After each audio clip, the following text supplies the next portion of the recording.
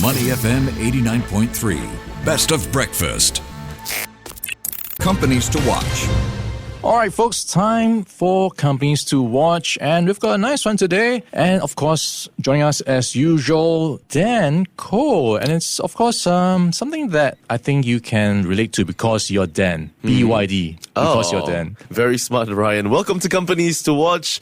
That's a segment where we find out whether the next stock is going to be hot or not. Very good. Okay. All right. Now, yes, if you haven't already heard, we're turning to BYD. That's China's EV giant and the world's largest EV maker. It's back in the spotlight today, Ryan. Yeah. But for questionable reasons, as some might say. I'm talking about Warren Buffett's Berkshire Hathaway's exit of the stock after 17 years. That also comes despite, the company making bold moves overseas and even setting speed records with its new hypercar. So short for Build Your Dreams, BYD is indeed the leading EV producer in China and a major global player. So it spans from the likes of EVs, plug-in hybrids, and even now the high-end luxury models under its Yangwang brand. So it has been consistently championing a lot of China's EV ambitions, and it seems to be paying off of late. But then again, some might say they are reaching their peak.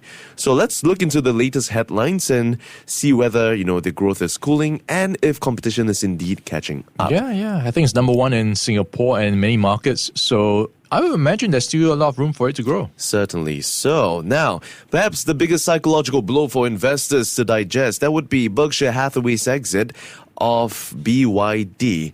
Now, Berkshire Hathaway, they first invested in the company back in 2008, and since then, about close to 20 years now, it has sold its entire stake in BYD, and they've also taken away with them about a 20-fold in value.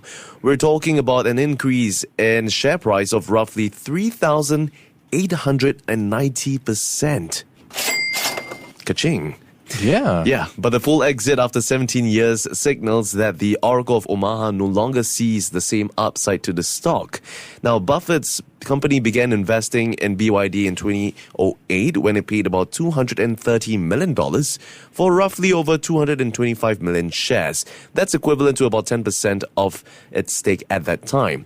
Now, then it started selling its shares from about 2022, and ever since then, BYD's share price had risen more than 20-fold, and Buffett has not yet explained why Berkshire started selling, but he did mention before that as much as BYD is an extraordinary company run by an extraordinary person, he thinks that they might find better things to do with the money that he feels better about. Yeah, so the signs were there. They were already gradually trimming their stakes, and then, of course, I think not too long ago, it dropped below 5%, which they did not have to disclose future transactions. So that's something that's been in the works for the past few years, maybe taking profit with how it's already, I suppose, to his view, reached peak value. And add to that concern, Ryan, BYD has cut its 2025 sales target from about 5.5 million vehicles to roughly 4.6 million.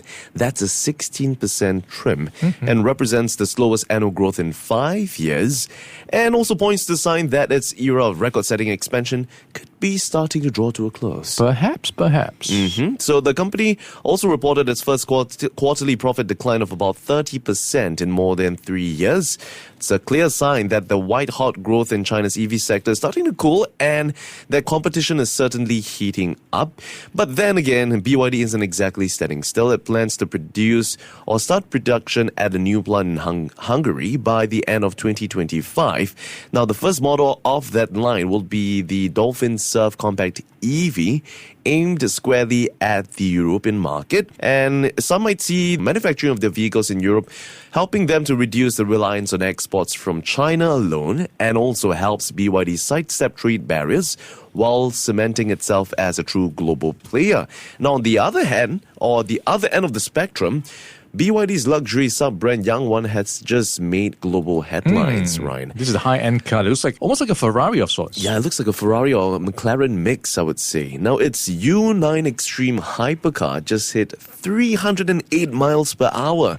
We're talking almost 500 kilometers per hour in testing. That makes it the fastest production car ever recorded. Wow, this is a fast car for sure. Are you a huge fan of fast cars? Yeah, I'm not sure if it will sell in Singapore because it can only go that fast. But yeah, I wouldn't mind if I could afford it. Okay, only 30 units to be made, Ryan, so you better put your name out there for reservations. Well, it's more than a statement than just a volume driver. It also signals BYD's ambitions to compete not just on value, but also performance and brand prestige. So, who knows, they might be entering, the F1 tracks, perhaps in the foreseeable future. Okay. But here's what we need to understand. The bull case for BYD stands at the fact that it benefits from strong policy support in China. They've got a broad product lineup that spans almost every price segment, from the rich to the middle class and the lower class as well. Growing recognition in overseas market, expansion as well into the European market, that could likely help them to spur growth.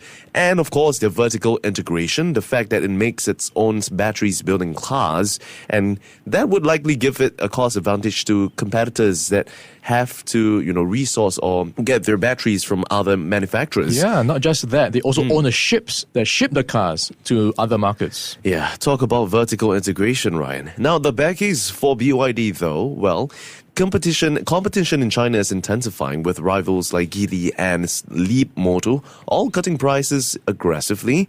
Overseas expansion is easier said than done, right? And while the hypercar adds prestige, BYD's bread and butter remains mass market EVs, where margins are starting to feel the pressure.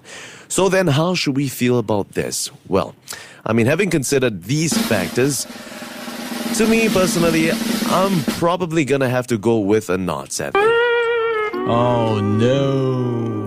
Yeah. I think there are a lot of headwinds right now, especially when you talk about how Warren Buffett has kind of dampened the mood. Yeah. Just exiting his stake, and then people will be wondering, is that a vote of confidence or no confidence in BYD's future prospects? But I think the EV market is still quite a big one. And of course, there is a lot of competition, so I won't rule them out as something to get back on again. It's a stiff place to be in, and it's definitely very competitive within the electric vehicle landscape.